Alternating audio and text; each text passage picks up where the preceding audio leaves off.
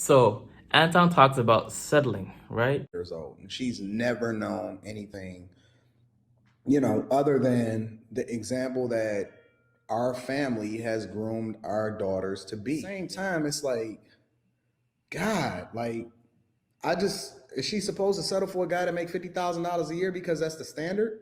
Because that's what the average that guys make? Like, that I'm conflicted. I'm honestly conflicted, and it's just a different type of conversation when it hit home.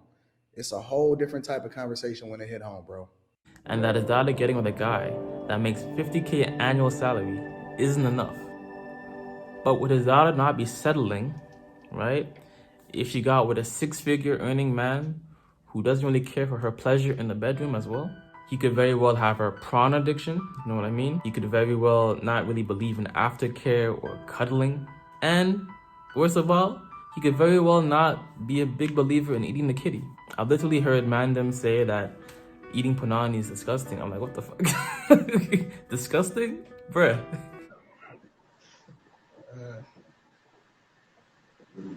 God, I just wanted God to forgive me for what I was going to say. I ain't going to say it though. And if a man or woman were to ignore compatibility issues in the bedroom, they'd be in a perpetual state of sexual frustration. Just ask the people on the Reddit forum, Dead Bedroom, who disclose the inner workings of their relationships.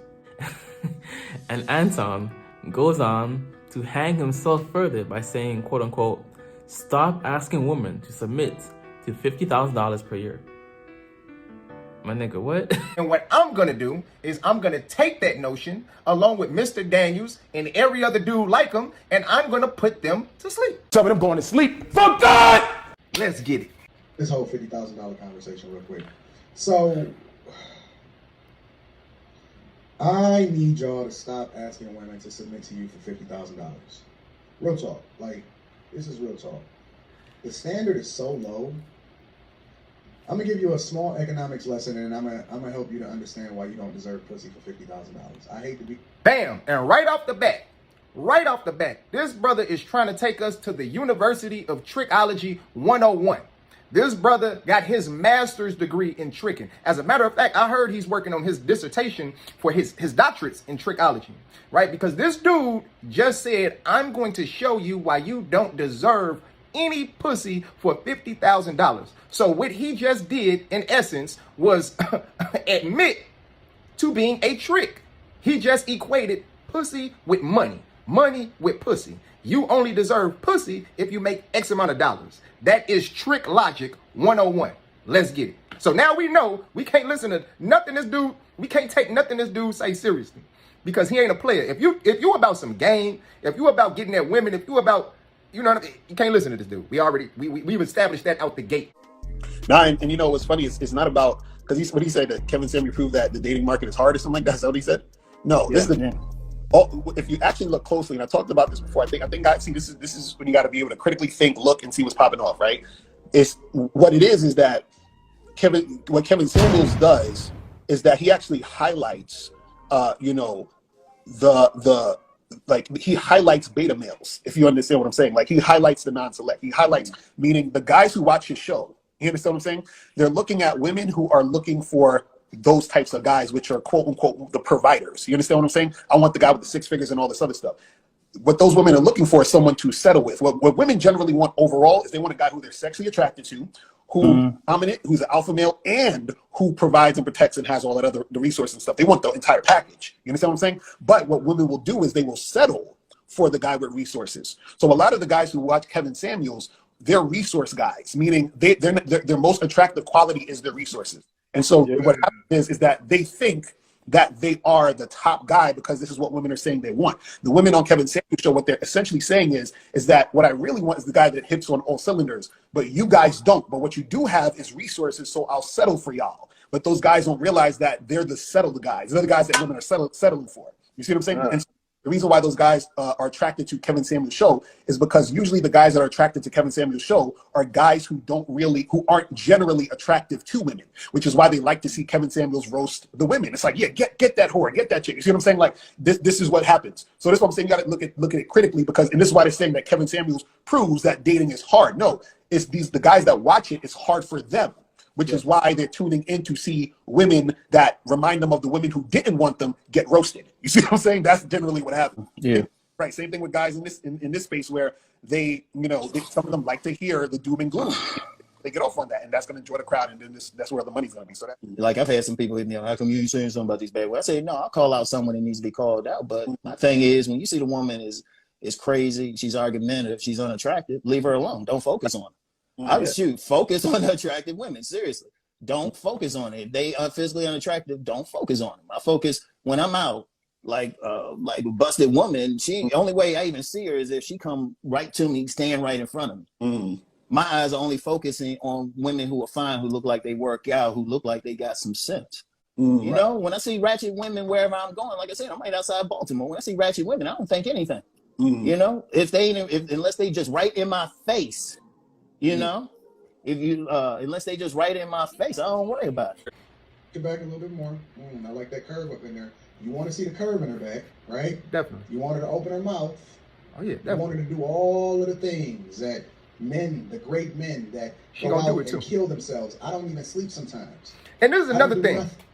She wants to do that. I don't know why this dude is talking like women are silly from The Color Purple and they just let us get on top of them and do our business. Like he said in The Color Purple, that's not the case. These women are freakier than ever. They busting it open left and right. They letting dudes go up in their mouth left and right. Stop it, bro. Stop it. You sound like a clown.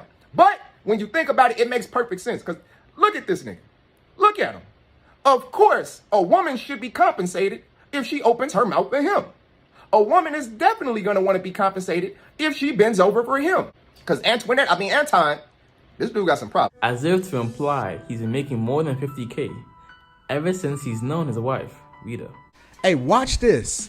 Watch how we bring it out of him. And just to give you guys a little bit of a foundation of who we are and how we came to be, I met my wife back when I was in high school. So I couldn't have been any older than 14, 15 years old.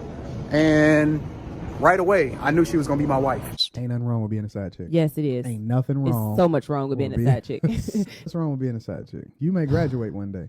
I'm trying to tell you that everybody got a role to play, and it's a reason why side chicks exist. Will, I got the receipts. You ain't got proof about me. Will, I got the receipts. I know proof about me.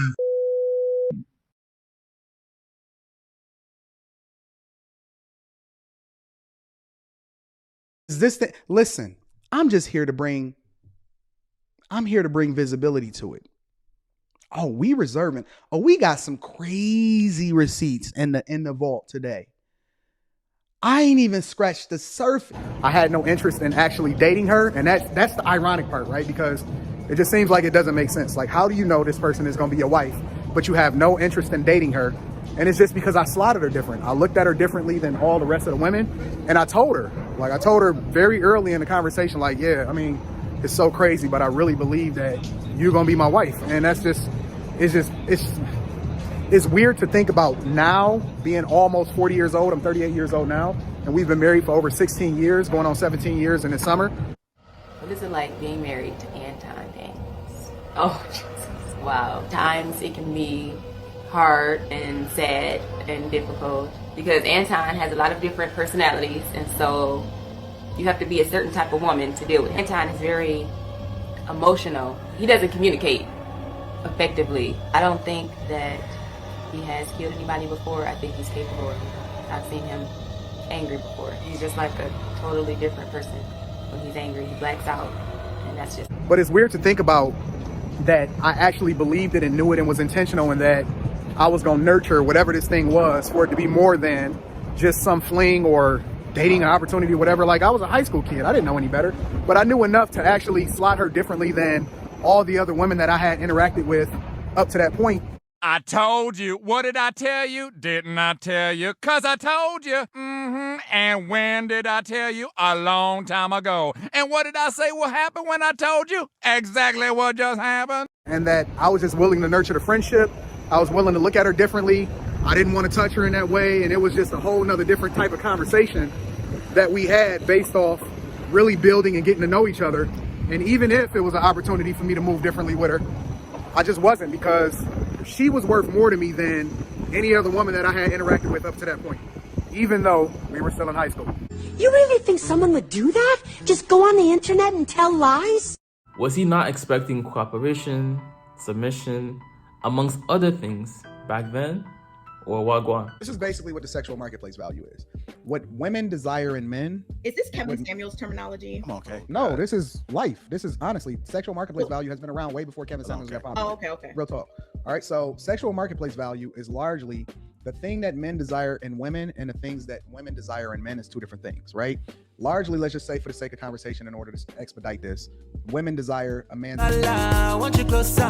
Every day me I be calling, babe. Wanna tell you that I'm sorry, babe. Make you come and make you go today.